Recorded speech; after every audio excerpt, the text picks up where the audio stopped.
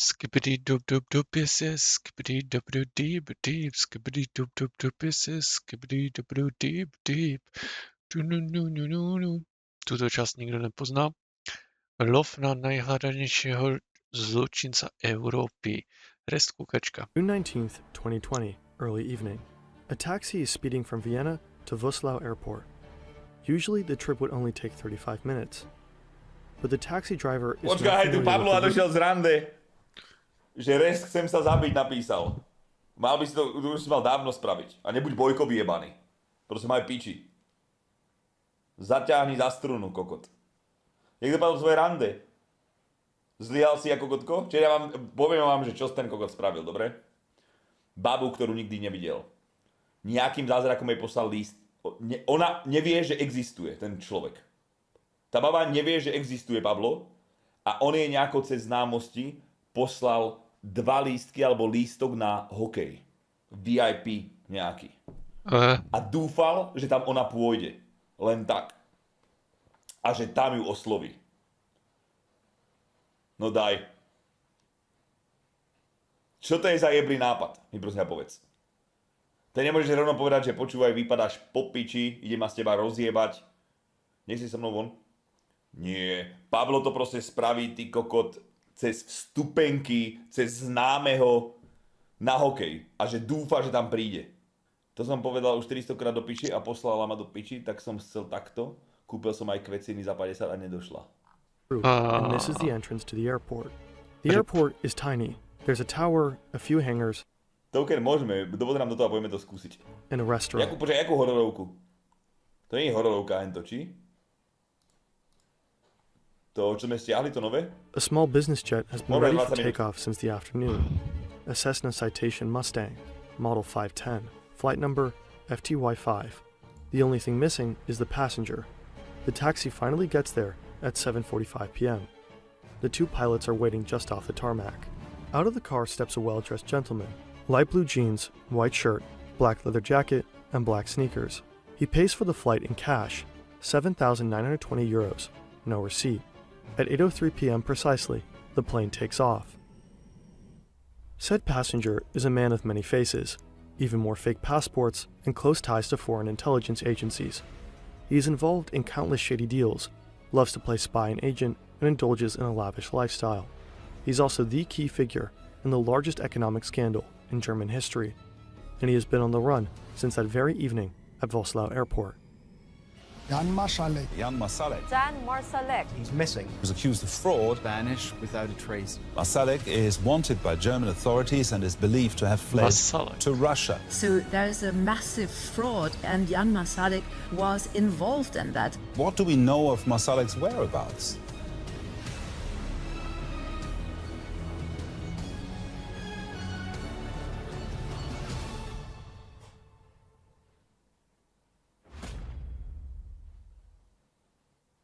Wirecard is founded in 1999. For a long time, the company is considered Germany's answer to Silicon Valley, a tech firm for online payments, essentially the German PayPal, but only for businesses. Initially, the startup focuses on processing payments for pornography and gambling companies, but the clientele quickly becomes more reputable. Over the next few years, Wirecard experiences a meteoric rise. In 2018, the company is larger than Deutsche Bank. And eventually, in June 2020, it collapsed. It went straight from the DAX 30 to nothing. Dan McCrum was the first person to uncover discrepancies in Wirecard's numbers. He's an investigative journalist for the Financial Times, and together with his team, he put together the decisive pieces to help authorities open an official fraud investigation. We've included links to McCrum's book, Money Men, and the Wirecard podcast by German media outlet SC in the description. On June 18th, 10:43 a.m., auditors from EY confirmed that Wirecard failed to provide receipts for €1.9 billion worth of assets. The money was supposed to be held in accounts in Asia. Es kann derzeit nicht ausgeschlossen werden, dass die Krass, Wirecard AG in einem Betrugsfall erheblichen Ausmaßes zum Geschädigten geworden ist. The very next day, June 19th, Markus Braun steps down as CEO. A few days later, June 22nd, Wirecard claims it is highly probable the missing €1.9 billion does not exist. The company files for insolvency on June 25th. And just like that, one of Germany's rare technology success stories, has come to an inglorious end. The Wirecard case is a complex web of clues, leads, and rumors. To keep a clear head, you need a keen sense of facts and connections. That's why we love Brilliant. Brilliant is a hands-on learning by doing platform that lets you take your critical thinking and problem-solving skills to the next level, or your investigative mindset to connect the dots in an intricate puzzle of lies and spies. Their methodology is super smart and effective, fun and bite-sized, interactive lessons offering you a tangible grip on complex topics from math and data analysis to programming and AI. No matter where you start from, Brilliant matches your skill level and interests. The app lets you develop powerful daily learning habits. To try everything Brilliant has to offer for free for a full 30 days, scan this QR code or visit brilliant.org/fern or click on the link in the description. You'll also get 20% off an annual premium subscription. By checking out Brilliant, you are actively supporting our channel. Marcus Braun is arrested on June 23rd. He is charged with misrepresentation, market manipulation, breach of trust, and commercial gang fraud amounting to billions of euros. He's not the only one wanted by the public prosecutor's office. The second alleged main culprit is Austrian citizen Jan Marsalek, a member of the Wirecard management board and largely responsible for their business in Asia. A massive trial on the case has been underway since December 22. In addition to ex-CEO Marcus Braun, former chief accountant Stefan von Erfa, and key witness Oliver Bellenhaus are also in the dock. Until proven guilty, they're all protected by the presumption of innocence. Only Marsalek is not there when the trial starts. There has been no trace of him for almost 4 years. Marsalek is released with immediate effect on the very day EY discloses the balance sheet problems, June 18, 2020. Braun still asks him to travel to the Philippines to investigate the whereabouts of the missing 1.9 billion euros. On June 23, 2020, Marsalek lands at Manila Airport in the Philippines. The following day, he leaves Cebu Airport, some 800 kilometers south of the capital, and travels on to China. At least that's what the records from the Philippines Bureau of Immigration say. But something is off. Jan Marsalek can't be seen entering the country on airport surveillance cameras. Also, there are no flights from Cebu to China on his alleged day of departure. Apparently, immigration officers faked the data entries. It's an offense they are later officially charged with. So where is Marsalek? On the evening of June 18th, the day he is released from work, Marsalek goes to a restaurant in Munich called Il Sogno. Here he meets with 2 acquaintances from Austria. The first one is Martin Weiss, a former domestic intelligence agent. The second one is Thomas Schellenbacher, a former member of the Austrian National Council for right-wing populist party, FPÖ. Marsalek tells them he urgently needs to go to the Philippines to sort out Wirecard's balance sheet trouble. His favorite route would be via Minsk, Belarus. He hands them his passport so they can book him a flight. The next day, June 19th, at 11:56 a.m., someone sends an email to the airport in Minsk. The sender is an employee at Minsk-based travel agency, Planeta Grios. The mail itself informs airport staff that there will be a VIP guest flying in from Vienna. Attached is a diplomatic passport from the Caribbean state of Grenada. According to research conducted by German newspaper Süddeutsche Zeitung, the email and its attachment were later deleted by accident. Later that day, a small Cessna with Jan Marsalek on board takes off in Vienna and flies towards Belarus. Around 3 hours later, the plane touches down in Minsk. At passport control, Marsalek uses his real passport. He is already expected at the airport and picked up by a black Mercedes minibus with Belarusian license plates. He is taken to the Hampton Hotel on Tolstoy Street in Minsk, some 45 kilometers away. The authorities in Minsk do not know whether Marsalek ever left Belarus or where he might be. By the time the public prosecutor's office starts looking for him, Marsalek has a head start of several days.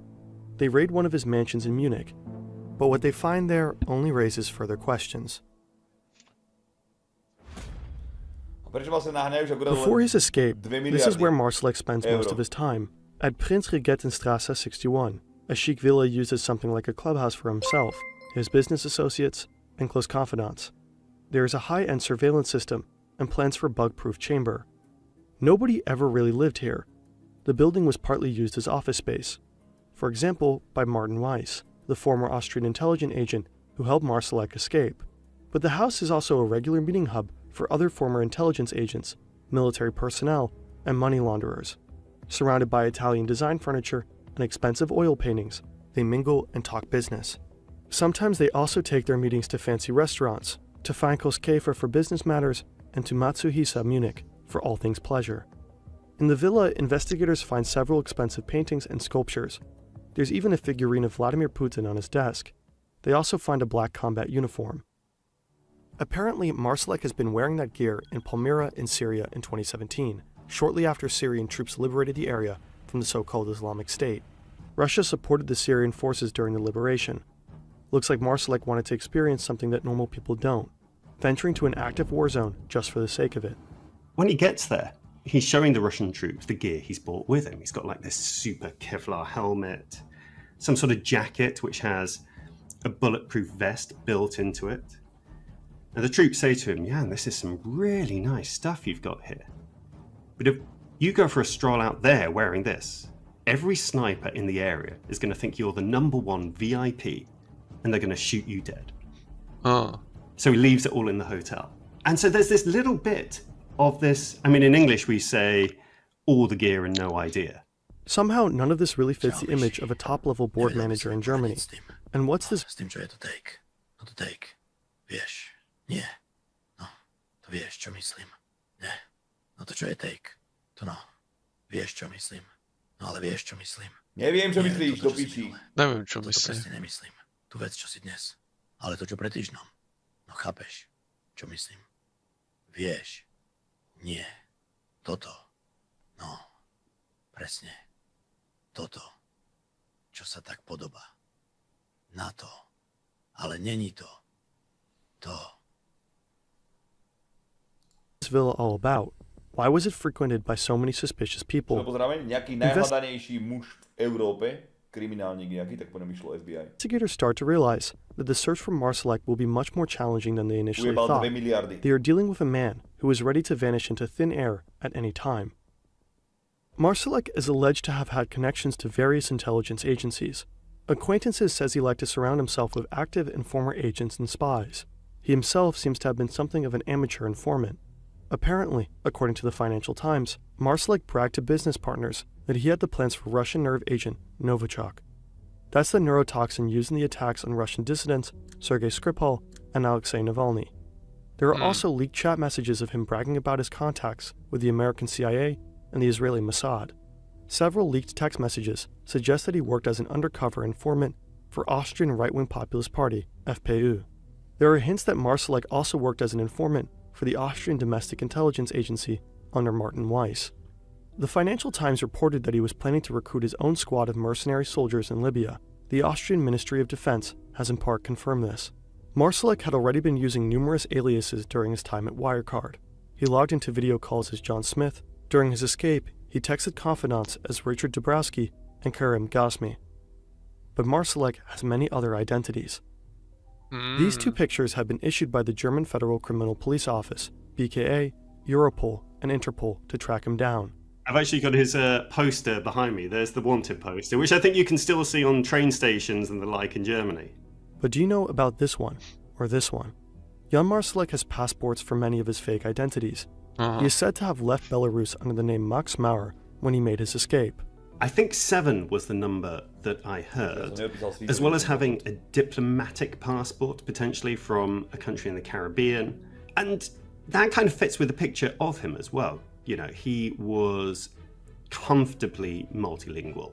Went to the French school in Vienna, had a Czech father, spoke English perfectly. Marsalek has been traveling quite a lot with his passports since 2010. He repeatedly traveled to Singapore and Dubai, where Wirecard had branch offices. He has also been to Budapest, Paris, Vienna, London, Mumbai, Nice, and Moscow. Marsalek is believed to have been to Russia over 60 times since 2010. There are some instances where he sort of flies in one day and almost immediately flies out again. So he's clearly meeting people at the airport or close by. And that's a kind of odd thing to do. In September 2020, shortly after his spectacular escape from Germany, Marsalek likely assumed the identity of an Orthodox Russian priest. German and Austrian news outlets later got a hold of this passport copy, issued in the name of Konstantin Byazov. There really is a priest with that same name in the Russian city of Lipetsk, southeast of Moscow. He bears a striking resemblance to the bold and bearded Marsalek. Their dates of birth are only a year apart. Marsalek must have assumed Byazov's identity on paper so he could go underground and travel. In 2022, another document leaked. it shows yet another fake passport, issued in the name of German Bajanov. Both documents offer a new and interesting lead to Marsalek's latest whereabouts and identity.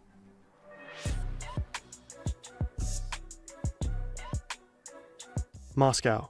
An Audi A8 pulls up. There's a man in the back seat sporting a red jacket, a shaved head, and a full beard.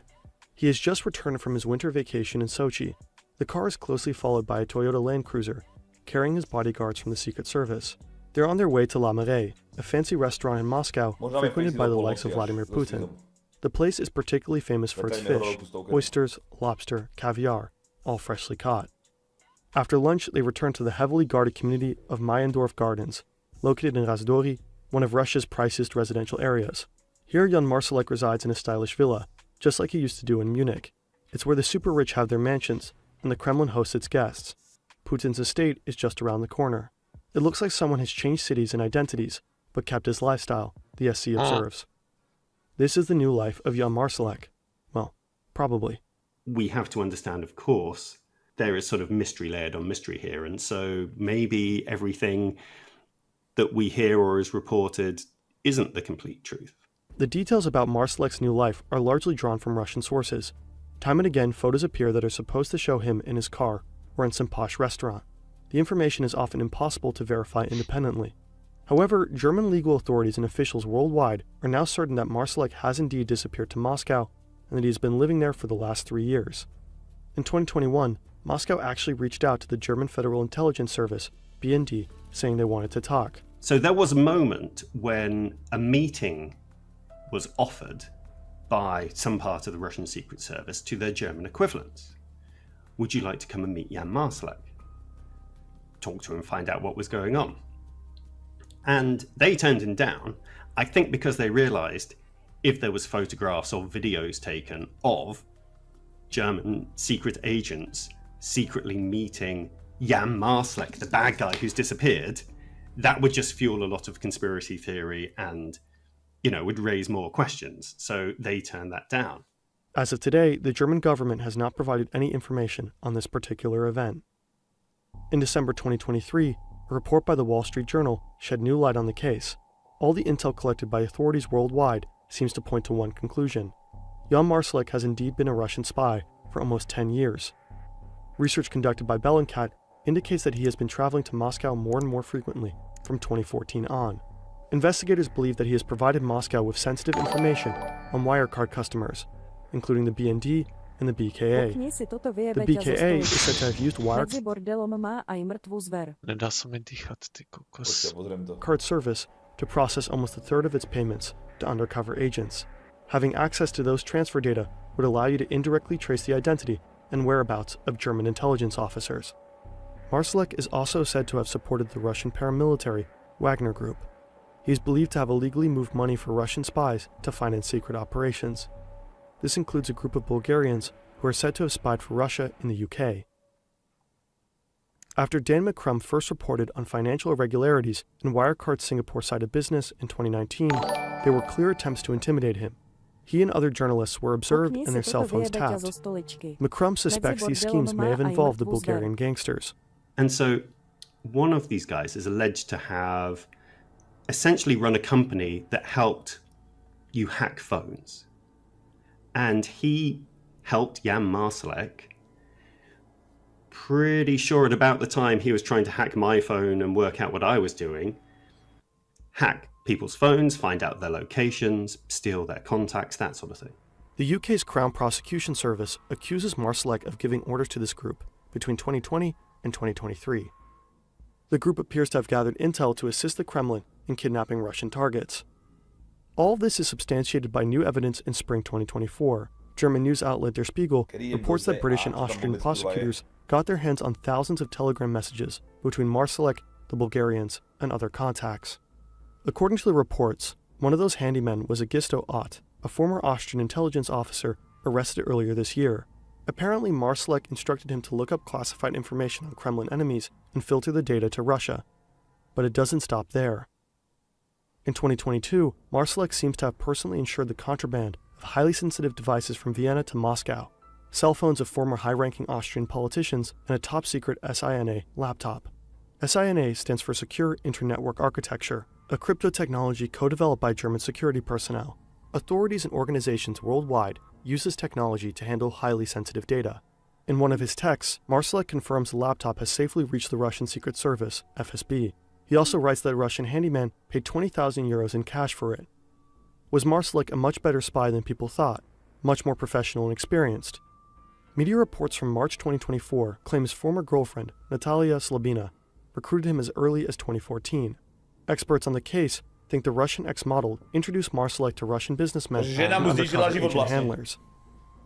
McCrum suspects, in return for all these espionage activities, Russia must have helped Marsalek escape. I think if you're a country like Russia, you kind of have to advertise that you look after your guys, don't you? You can't leave them out in the cold or throw them to the wolves. Because why would people then work for you in the future? If convicted in Germany, Marsalek faces up to 14 years in prison for financial fraud. That doesn't even include the alleged leaking of state secrets. But to put him away, prosecutors would first have to get their hands on him. The only tangible sign of life from Marsalek himself is an 8-page letter that reached German judicial authorities in July 2023. In that letter, Marsalek claims he is innocent. He says he has never been the perpetrator, but the victim of a major scheme. According to him, the real mastermind is Oliver Bellenhaus, Wirecard's former Dubai manager who had turned himself in to become the prosecution's crown witness on the case. The letter does not say anything about the whereabouts of Marsalek himself or the missing 1.9 billion euros. The court has deemed the letter practically useless in this case, but its mere existence does prove something. Marsalek's lawyer, Frank Eckstein, is in touch with his client. According to the Wall Street Journal, Marsalek could currently be in Dubai. Reporters believe that following the death of Prigozhin, Marsalek may be helping to rebuild the Wagner Group in Africa. The hunt for one of the world's most wanted men continues. Apart from the new developments we have seen, authorities are still in the dark. The Wirecard trial has been extended by almost a year. To je halustý kokot, že o něho vlastně ani nič, chápeš? Nič, vůbec. OK. Čo o tom povedať? Neviem. Hej, akože som kúkal to videjko, som reagoval na to videjko, ako sa volalo, neviem. Xbox, hej, Dylan Xbox, som kúkal. No a on mal nejak matku z Čech, no a tento týpek mal otcina z Čech, takže hej, také vtipné, že? Hej, ale tak originál v popisku a majte sa.